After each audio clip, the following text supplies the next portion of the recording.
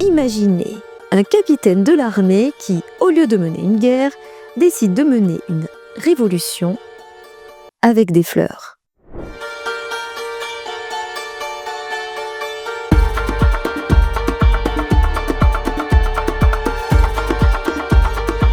Salgueiro Maia, l'homme qui a mis fin à 48 ans de dictature au Portugal. Son arme fatale, du courage, du sang-froid et des œillets rouges.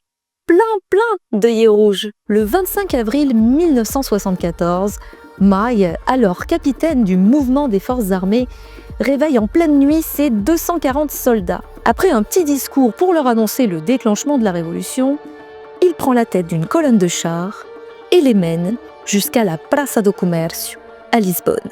Face aux derniers défenseurs du régime, Maia avance, un mouchoir blanc à la main, pour tenter de négocier avec un officier et balance un ultimatum iconique, digne d'un film. C'est alors que le général de brigade, Rodrigo Junqueira dos Reis, un peu à fleur de peau, donne l'ordre de tirer sur lui.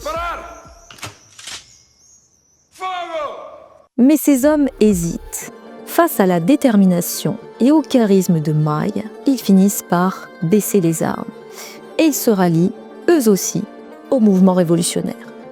Au même moment, la foule en liesse offre des œillets aux militaires.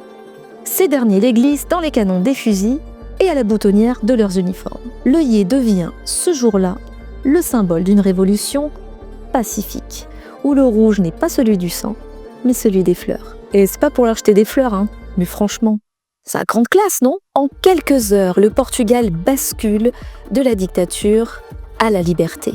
Et Salgueiro Maia devient le héros d'une révolution unique au monde. Mais ce qui est vraiment incroyable, c'est qu'après avoir accompli cet exploit remarquable, il refuse tous les privilèges.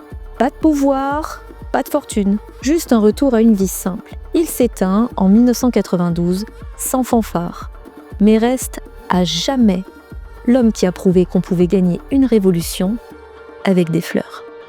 Moralité: quand le courage rencontre la sagesse, même une dictature peut être renversée. La fleur au fusil.